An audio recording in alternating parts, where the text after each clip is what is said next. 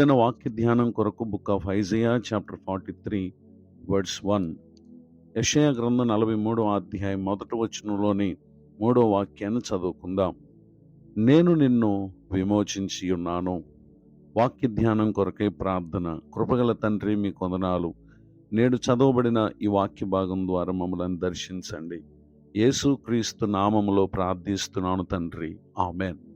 చదవబడిన ఈ వాక్య భాగంలో మన ప్రభువారు ఆయన మనలను విమోచించేటటువంటి దేవుడు. మానవ జీవితంలో ఆర్థిక, ఆరోగ్య, మానసిక, కుటుంబపరమైన ఇలా ఎన్నెన్నో విషయాలలో పలు బంధకాలు అనుదినము మనల్ని బంధిస్తూ ఉంటాయి. అయితే మన ప్రభుని యేసుక్రీస్తు ద్వారా ఎవరైతే విమోచింపబడినటువంటి వారుగా ఉంటారో వారికి ఎన్ని విధములైనటువంటి బంధకములు వారిని చుట్టిన నిశ్చయముగా వారు ప్రభువు చేత విమోచింపబడిన వారు గనుక ఏది వారికి హాని కలుగు చెయ్యదు. పరిశుద్ధ గ్రంథంలో రాయబడినటువంటి ఒక సంఘటన పరిశీలన చేస్తే book of Job chapter 19 verse 25, యోబు గ్రంథం 19వ అధ్యాయం 25వ వచనంలో, అయితే నా విమోచకుడు సజీవుడనియు.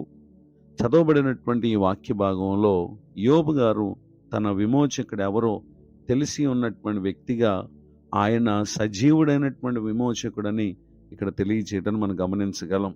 తన జీవితమందు 10 మంది బిడ్డలను అతడు పోగొట్టుకున్న, ఆస్తి, అలను పశువులు, పంట నష్టపోయినా, ఆరోగ్యము అతడు కోల్పోయినా ఏమాత్రము కూడా ఆధారపడక తనను విమోచించేటటువంటి విమోచకుడు సజీవుడని ఇక్కడ ఒప్పుకుంటాం. ఎంత ఆశ్చర్యం! మరి ఆ విధమైనటువంటి విశ్వాస స్థితిని బట్టియే book of Job chapter 42 verse 10, యోబు గ్రంథం 43వ అధ్యాయం 10వ వచనంలో, యెహోవా అతని క్షేమస్థితిని మరలా అతనికి దయచేసెను, మరియు యోబునకు పూర్వం కలిగిన దానికంటే 2 అంతలు అధికముగా యెహోవా అతనికి దయచేసెను.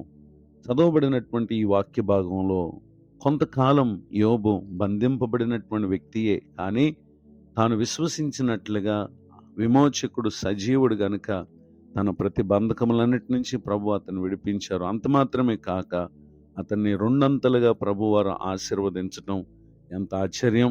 ఈ మాటలు వింటున్నటువంటి నా ప్రియులకు మీరు ఏ పరిస్థితుల చేత బంధింపబడిన వారుగా ఉన్నారో అధైర్యపడకండి. ప్రభునందు విశ్వాసం ఉంచండి. నిశ్చయముగా ఆయన మీకు ఈ దీవెనను అనుగ్రహించబోతున్నారు. ఇటు దీవెనకు నా ప్రియులకు మీరు పాత్రులు కావాలని కోరుతూ ఈ మాటలు ముగిస్తున్నాను. ప్రార్థన. దయగల తండ్రి, వందనాలు. నేడు విన్న ఈ మాటల ద్వారా మీరు మమ్మల్ని ధైర్యపరిచినందుకు స్తోత్రం. దైవజనులను, వారి కుటుంబాన్ని, సేవా పరిచయను దీవించండి.